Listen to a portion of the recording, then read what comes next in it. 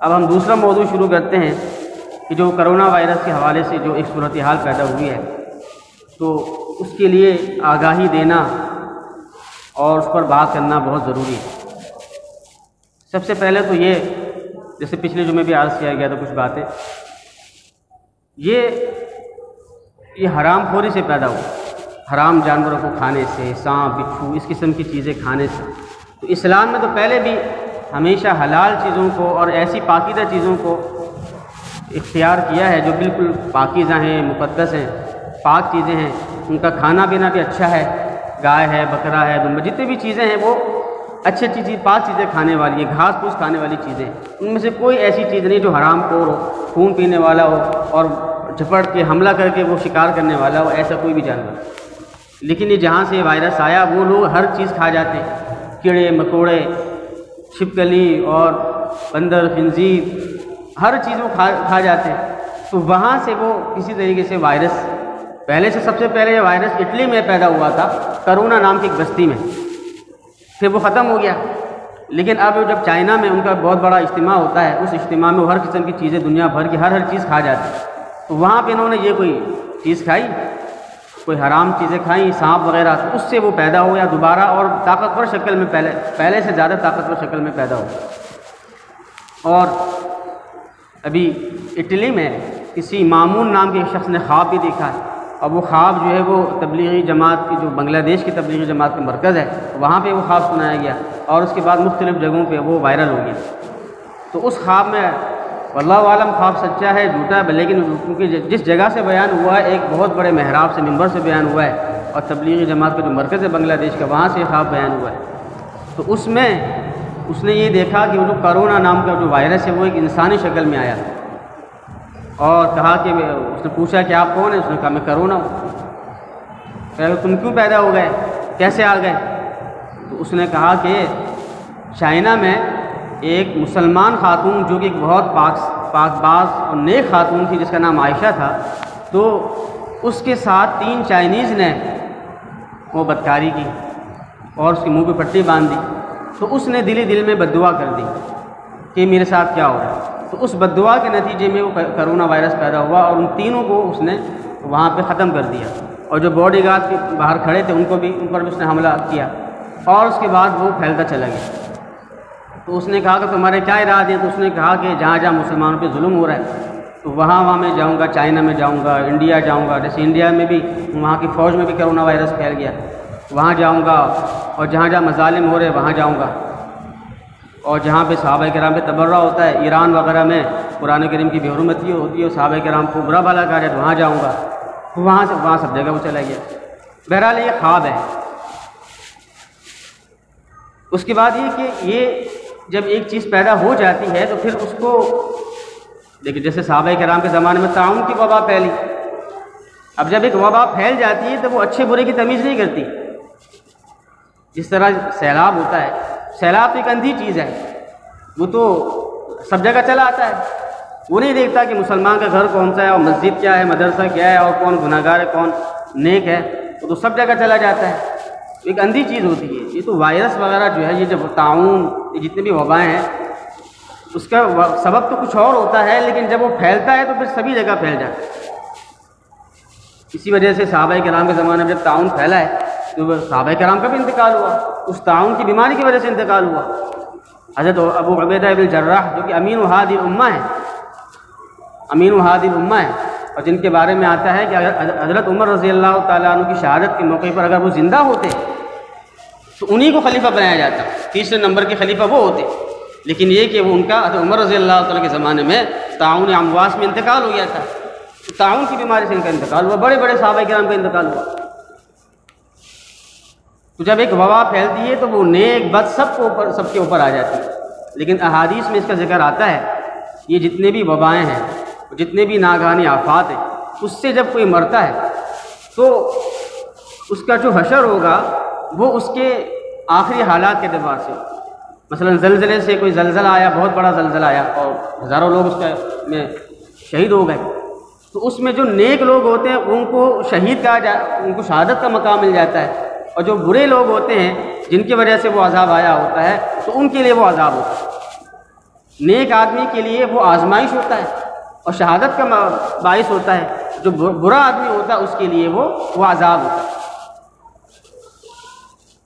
اور اس کی پہچان کا طریقہ بھی بتایا علماء نے کہ پہچان کا طریقہ یہ ہے کہ جس وقت وبا اور آفات وغیرہ پھیلیں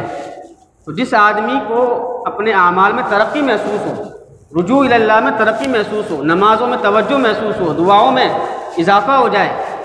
ذکر و اذکار میں اضافہ ہو جائے، گناہوں سے بچنا شروع ہو جائے، تو مطلب یہ اس کے لیے آزمائش ہے، اس کے لیے امتحان ہے اور اس کے لیے رفع درجات کا باعث ہے. اس کے درجات بلند ہو رہے ہیں اور اگر اسی وبا میں انتقال ہو گیا تو وہ شہید ہوگا. لیکن دوسری طرف اگر یہ وبا کسی کے ساتھ لگی اور اس کے اعمال میں کمی آ گئی، اس نے دعائیں چھوڑ دیں، ذکر اذکار چھوڑ دیے، اللہ تعالیٰ سے روحانی قرب ہونے کے بجائے اللہ تعالیٰ سے بعد ہو گیا، اللہ تعالیٰ سے دوری پیدا ہو گئی، تو یہ اس کے لیے عذاب ہے، یہ اس کے لیے عذاب ہو گیا. اور اگر اس حالت میں اس کا انتقال ہو گیا تو گویا کہ بولیں گے اس کے بارے میں کہا جائے کہ آکے اس پر عذاب آیا، اس عذاب کی وجہ سے وہ مر گیا. اسی سے ہم یہ اخذ کر سکتے ہیں کہ جتنے بھی کافر لوگ مر رہے ہیں ان کے لیے تو وہ عذاب ہے، لیکن اگر کوئی نیک مسلمان اس کا شکار ہو جاتا ہے، نیک مسلمان، نیک صالح مسلمان، تو اس کے لیے وہ رفع درجات کا باعث ہے اور اس کے لیے وہ شہادت کا وہ مژدہ ہے، شہادت کی خوشخبری. اب جو کرونا وائرس ہے اس کی تشخیص ڈاکٹروں نے مختلف ڈاکٹر مختلف باتیں کہہ رہے ہیں. میں بھی جو بات کر رہا ہوں کسی ڈاکٹر سے سن کے ہی کر رہا ہوں، ہو سکتا ہے کہ اس میں کوئی اور ڈاکٹر کچھ اور بات کہہ دے، لیکن انہوں نے کوئی جو تشخیص بتائی ہے وہ یہ ہے کہ دیکھیں، ایک تو جب انسان کو نزلہ ہوتا ہے تو بعض اوقات نزلے کے ساتھ ایک صرف نزلہ ہوتا ہے اور ایک ہوتا ہے نزلے کے ساتھ بخار بھی ہو جانا، لیکن وہ ہلکا بخار ہوتا ہے. لیکن ایک تیسری چیز ہے، وہ ہے کہ تیز بخار ہو جانا اور خشک کھانسی ہو جانا. یہ نزلہ بھی ہوگا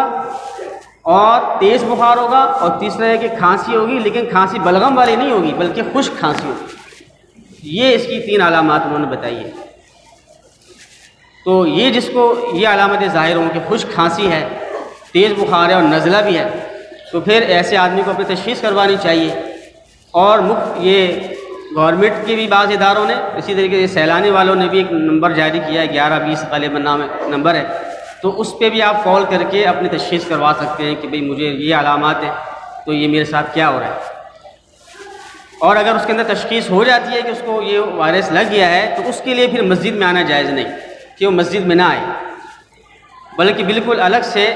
وہ رہے، لوگوں سے الگ تھلگ رہے اور اپنا مکمل علاج کروائے. جب وہ بالکل ٹھیک ہو جائے، اور لوگ اس سے ٹھیک ہو جاتے ہیں، دنیا میں 80,000 افراد، میں نے کل ایک رپورٹ پڑھی جس میں کہا گیا کہ 80,000 افراد اس سے صحت یاب ہو چکے ہیں. کوئی ایسی بیماری نہیں کہ انسان لازمی مرتا ہے،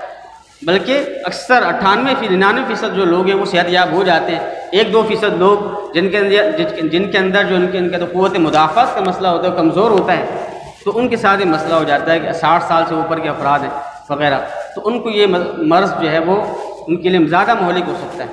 جو عام جوان افراد ہیں یا جو وہ بہت زیادہ کام کاج کرنے والے لوگ ہیں، گرم بدن رہتا ہے اور کیا نام ہے، ورزش وغیرہ جاری رہتی ہے اور بدن حرکت میں رہتا ہے، تو ان کے لیے زیادہ مسئلہ نہیں ہے. تو یہ اس کی تشخیص ہے. اور اس کو پھیلنے سے کیسے روک سکتے ہیں؟ تو دیکھیں، یہ وائرس تو اتنی صدیوں بعد پیدا ہوا، لیکن آپ صلی اللہ علیہ وسلم نے اپنے مبارک دور میں اس کا حل پہلے سے بتا دیا. اور امریکہ کے ایک ڈاکٹر ہیں جو ٹیکساس، جو ریاست ٹیکساس ہے، اس کی ایک یونیورسٹی کے کوئی اسکالر ہیں، بڑے اس کے ڈاکٹر ہیں، انہوں نے کہا اور آپ صلی اللہ علیہ وسلم کی حدیث کوٹ کی انہوں نے، اور حدیث کا ذکر کر کے کہا کہ یہی اس کا واحد حل تھا اور اس کو پھیلنے سے اسی طرح روکا جا سکتا تھا. حدیث میں آتا ہے، بخاری شریف کی حدیث ہے اذا سمعتم به بارض فلا تقدموا عليه واذا وقع بارض وانتم فيه فلا تخرجوا فرارا منه. آپ صلی اللہ علیہ وسلم سے طاعون کے بارے میں پوچھا گیا تو آپ نے فرمایا جب طاعون کی بیماری کسی جگہ میں پھیل جائے اور تم سنو کہ فلاں علاقے میں طاعون کی بیماری پھیل گئی ہے تو تم اس علاقے میں نہ جاؤ.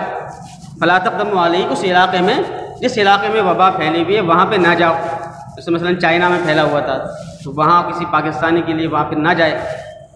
یا خدا نہ خواستہ کسی پاکستان کے کسی علاقے میں، کراچی کے کسی علاقے کے بارے میں سننے میں آ جائے کہ وہاں پہ یہ بیماری پھیل گئی ہے، تو پھر دوسرے علاقے والوں کے لیے ان کو احتیاط کرنی چاہیے کہ وہ پھر اس علاقے میں نہ جائے، اس خاص علاقے میں جہاں وبا پھیلی ہے اس علاقے میں نہ جائے۔ اور فرمایا کہ وَإِذَا وَقَعَ بِأَرْضٍ وَأَنْتُمْ فِيهِ، کہ جب طاعون کی بیماری کسی علاقے میں پھیل جائے اور تم اس علاقے میں موجود ہو پہلے سے، تو فَلَا تَخْرُجُوا فِرَارًا مِنْهُ، تو تم وہاں سے اس سے راہ فرار اختیار کرتے ہوئے نہ بھاگو، نہ نکلو وہاں سے۔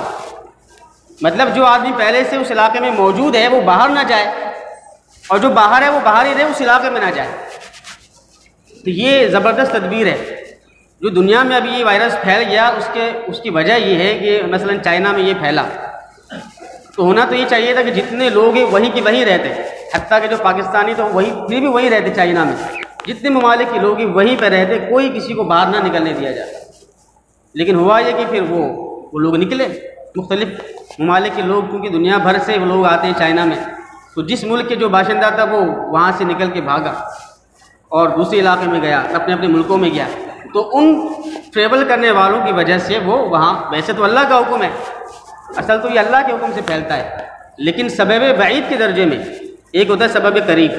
ایک ہوتا ہے سبب بعید۔ سبب قریب تو اللہ کا حکم ہے، جس کو بھی لگتا ہے وہ اللہ کے حکم سے لگتا ہے، جس کو پہلے مرتبہ لگا وہ بھی اللہ کے حکم سے لگا، اور جس کو وہ متعدی ہو کے لگتا ہے وہ بھی اللہ کے حکم سے لگتا ہے۔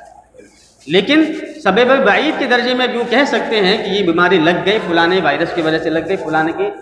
احتیاط نہ کرنے کی وجہ سے لگ گئی۔ اور حدیث میں بھی اس کا ذکر آتا ہے کہ آپ صلی اللہ علیہ وسلم سے کچھ لوگ بیعت کرنے کے لیے آئے، اس میں کوئی مجذوم جذام والے لوگ تھے، اور جذام ایک ایسا مرض ہے جس سے وہ پھیلتا ہے، تو آپ نے فرمایا ان کو وہیں رہنے دو، ان سے کہو کہ ہم نے تم سے دور دور سے بیعت کر لی، ان کو قریب نہیں آنے دیا۔ تو یہ اس کے پھیلاؤ کا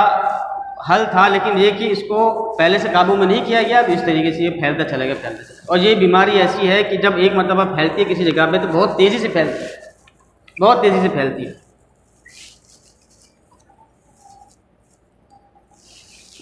اب یہاں پہ جب وہ پھیل رہی ہے تو اس کے لیے کچھ تدابیر بھی ہیں، کچھ تو طبی تدابیر ہیں، کچھ اعمال ہیں۔ تو جو طبی تدابیر ہیں ان میں سے جیسے میں نے عرض کیا کہ وہ علاقے جہاں پہ یہ وبا پھیلی ہوئی ہے وہاں پہ کوئی نہ جائے۔ اور عمر رضی اللہ تعالیٰ عنہ سے بھی واقعہ ثابت ہے کہ وہ ایک مرتبہ شام میں جا رہے تھے، وہاں طاعون کی وبا پھیلی ہوئی تھی، تو لوگوں نے کہا کہ وہاں طاعون کی وبا پھیلی ہوئی آپ نہ جائیں، تو صحابہ کرام سے مشورہ کیا اور تفصیل واقعہ ہے، اس میں یہی آتا ہے کہ جب انہوں نے عبد الرحمن ابن عوف نے یہ حدیث ان کو سنائی، جو حدیث میں نے ابھی آپ کو سنائی وہی حدیث عبد الرحمن ابن عوف نے سنائی، تو انہوں نے اللہ کا شکر ادا کیا اور پھر وہاں پہ وہ نہیں گئے، شام کے علاقے میں نہیں گئے۔ تو وہاں سے یہ تو پہلی تدبیر ہے کہ جس علاقے میں پھیلا وہ وہاں نہ جائے، اور جو لوگ اس علاقے میں رہتے ہیں وہ کہیں اور نہ جائیں، یہ پہلی تدبیر ہے۔ دوسری تدبیر یہ ہے کہ کیونکہ پتہ نہیں ہے کہ کس کو لگا ہوا ہے کس کو لگا ہوا نہیں ہے، اس لیے احتیاطی طور پر حکومت نے اور علماء نے مختلف قسم کے ہدایات دیے، علماء کرام نے بھی وہ ہدایات دی ہیں اور گورنمنٹ نے بھی وہ ہدایات دی ہیں، کیونکہ گورنمنٹ کا یہ فرض بنتا ہے کہ وہ لوگوں کو بتائے، لیکن ہم تو گورنمنٹ کی ہر چیز کو منفی لیتے ہیں اور کسی چیز کی پرواہ نہیں کرتے۔ یہ جو اٹلی میں بہت زیادہ یہ کرونا پھیل گیا تو اس کی وجہ یہ تھی کہ انہوں نے اس کو سیریس نہیں لی، لیکن جب پھیل گیا تو اب وہ احتیاط کرنا شروع کر دی۔ تو عموماً ہمارے پاکستانی لوگوں کا مزاج بھی ایسا ہی ہے کہ وہ کسی چیز کو سیریس نہیں لیتے، لیکن جب سر پہ پڑ جاتی ہے تو پھر ان کو ہوش آتا ہے کہ ہاں ہم سے غلطی ہو گئی۔ جب اتنے بڑے بڑے علماء مفتی شیخ الاسلام مفتی تقی عثمانی صاحب جیسے جو حضرات ہیں جو کبھی میڈیا پہ آتے نہیں ہیں، لیکن ان کو بھی میڈیا پہ آنا پڑا اور ان کو بیان دینا پڑا اور اتنی تدابیر بتا رہے ہیں، لیکن ہمیں کوئی ہوش نہیں آ رہا، اور ہم اسی طریقے سے وہ میل جوڑ اور اجتماعات کرنا۔ اچھا چھٹیاں کر دی گئی تو لوگ جو ہے پکنک منانے چلے گئے، وہاں اجتماع، حالانکہ مقصد یہ تھوڑی ہے کہ پکنک منانے چلے جائیں اور جھمکٹا کر دیں، اصل تو مقصد یہ ہے کہ بھئی کہیں بھی جمع نہ ہو۔ جب اسکولوں میں جمع ہونے کو منع کر دیا گیا، مدرسے بند ہو گئے، حتیٰ کہ جو مذہبی تقاریب ہیں وہ بھی بند کر دی گئی، صرف اس احتیاطی پیش نظر، تو لہٰذا کہیں بھی زیادہ جمع ہونے کو یہ پسند نہیں کیا گیا ہے، اس لیے کہ پتہ نہیں کہ کون ایسا مریض ہو اور اس کی وجہ سے جب وہ پھیل جائے گا تو بہت تیزی سے پھیل جائے گا، اس لیے اس میں احتیاط کرنی چاہیے۔ اور یہ تو کچھ احتیاطیں ہیں، اور کسی کو چھینک مثلاً آتی ہے اس قسم کے آدمی کو تو وہ ہاتھ میں چھینکنے کے بجائے یہاں اس طرف چھینکے، اس لیے کہ جب ہاتھ پہ لگے گا تو وہ ہاتھ کسی اور کو لگے گا تو اس سے پھیل سکتا ہے۔ بہرحال اسی طریقے سے صابن سے ہاتھ کو کثرت سے دھویا جائے، یا ایسی کیمیکل آتے ہیں جس سے ہاتھوں کو جو جراثیم ہوتے ختم ہو جاتے ہیں، تو بار بار ہاتھ دھوئے جائیں بار بار۔ اور جو وضو کرنے والا آدمی ہوتا ہے اس کو تو ویسے بھی بہت کم خطرہ ہے، اس لیے کہ وہ دن میں 15-20 مرتبہ وہ جو اپنے ہاتھ منہ کو دھوتا ہے، اس لیے کہ 3 مرتبہ تو منہ کو دھوتا ہے، 3 مرتبہ ہاتھوں کو دھوتا ہے، ہر چیز کو 3 مرتبہ دھوتا ہے، 5 ٹائم دھوتا ہے تو 5 × 15، تو دن میں 15 سے 20 مرتبہ اگر وہ کھانے کے ٹائم پر بھی ہاتھ منہ دھو دیتا ہے تو گویا کہ 15-20 مرتبہ اپنے ہاتھوں کی منہ کی صفائی کر رہا ہے۔ تو اگر صابن کا بھی استعمال کر لیا جائے اور بار بار دھویا جائے اور پانی کا بھی کثرت سے استعمال ہو۔ یہ تو کچھ احتیاطی تدابیر ہیں۔ باقی جو اس میں وظائف وغیرہ ہیں، ایک تو یہ کہ نمازوں کا اہتمام کیا جائے، اور الحمدللہ نمازوں کی تعداد بڑھ رہی ہے، تو یہ اچھی بات ہے۔ خوف خدا کا پیدا ہونا اچھی بات ہے، نمازیوں کا زیادہ ہو جانا اچھی بات ہے۔ اور جو عرب ممالک ہیں وہاں تو عجیب بات یہ ہو گئی کہ وہاں مسجدیں بند کر دی گئی، حالانکہ مسجدیں تو ایسے مواقع پہ کھلی ہونی چاہیے تاکہ لوگوں کا اللہ کی طرف رجوع ہو۔ مسجدوں میں اجتماعی اعمال ہوتے ہیں تو وہاں تو رجوع اللہ میں اضافہ ہو جاتا ہے، تو وہ ایک غلط عمل ہے۔ تو پاکستان الحمدللہ مسجدیں کھلی ہیں اور جمعے ہو رہے ہیں، تو اللہ کا شکر ادا کرنا چاہیے اور اعمال میں اضافہ کر دینا چاہیے، دعاؤں کا کثرت سے اہتمام کرنا چاہیے۔ اور اس کے علاوہ وہ افراد جو اس کی تباہ کاریوں کی وجہ سے متاثر ہوں گے، جیسے کہ مارکیٹیں بند ہو گئی، تو بہت سے ایسے لوگ ہیں جو بیچارے مزدوری والے ہیں، دیہڑی والے، روزانہ کا وہ کماتے ہیں۔ اب ایسے بہت سے افراد اس سے متاثر ہوں گے اور لازمی طور پر ان کے گھر کا چولہا متاثر ہوگا، تو ہمیں چاہیے کہ جو اپنی زکوٰۃ ہے، صدقات ہے، وہ ایسے لوگوں جو بیچارے غریب ہیں ان کو ابھی سے راشن ڈلوا دیں، اور ان کو چوری چھپے کسی بھی طریقے سے سرعام ہو یا جس طریقے سے بھی آپ بہتر سمجھتے ہیں، اور جو علاقے کے سرکردہ افراد ہیں ان کو بھی چاہیے کہ ایسے لوگوں کے لیے کوئی مناسب انتظام کریں تاکہ ان کو چولہا بند نہ ہو۔ اس کے علاوہ ہمارے ایک ادارہ ہے بیت السلام، مفتی عبدالستار صاحب کا ادارہ ہے، انہوں نے بھی مفت راشن تقسیم کرنے کا انتظام کیا ہے، ان کے نمبر لے کے ان سے بھی رابطہ کیا جا سکتا ہے اور ایسے غریب افراد کو وہاں ان کی راہ ان کو دکھائی جا سکتی ہے۔ اور آخر میں کچھ وظائف ہیں، ان وظائف میں سے کچھ ایک کارڈ اس کا بنایا گیا ہے، 2 صفحے کا ایک کارڈ ہے، وہ انشاءاللہ ابھی تمام مسجدوں میں باہر تقسیم بھی ہوگا، تو وہ کارڈ آپ لے لیں اور اس کا اہتمام کریں۔ اس میں تقریباً 5 وظائف ہیں جو اس میں لکھے گئے، جو مفتی تقی عثمانی صاحب نے وہ وظائف بتائے ہیں۔ آیت کریمہ ہے اللہم ارفع عنا الوباء والبلاء، یہ ہے، اور یا اہل یثرب لا مقام لکم فارجعوا، اور آیت الکرسی پڑھ کے ہر نماز کے بعد آیت الکرسی پڑھ کے اپنے اوپر دم کر لیں، اپنے بچوں پہ دم کر لیں، اور جب بھی کھانا کھائیں پانی پئیں تو بسم اللہ الذی لا یضر مع اسمہ والی جو دعا ہے وہ پڑھ لیا کریں۔ تو اس قسم کے کچھ وظائف اس میں لکھے ہوئے ہیں، تو وہ کارڈ لے لیں، اور اگر کہیں اور تقسیم کروانے ہو تو جو عمر فاروق بچلہ صاحب ہوتے ہیں یہاں پہ، تو ان کے پریس میں وہ موجود ہے، ان سے آپ اس کو چھپوا کے تقسیم بھی کر سکتے ہیں۔ دعا ہے کہ اللہ تبارک و تعالیٰ ان تمام باتوں پہ عمل کرنے کی توفیق عطا فرمائے، اور کرونا وائرس کی تباہ کاریوں سے ہم سب کی حفاظت فرمائے، اور جو بھی اس کی وجہ سے متاثر ہوں گے یا اللہ ان سب کی اللہ تعالیٰ جو بہترین ان کے لیے انتظام فرمائے۔ باقی دعوانا الحمدللہ۔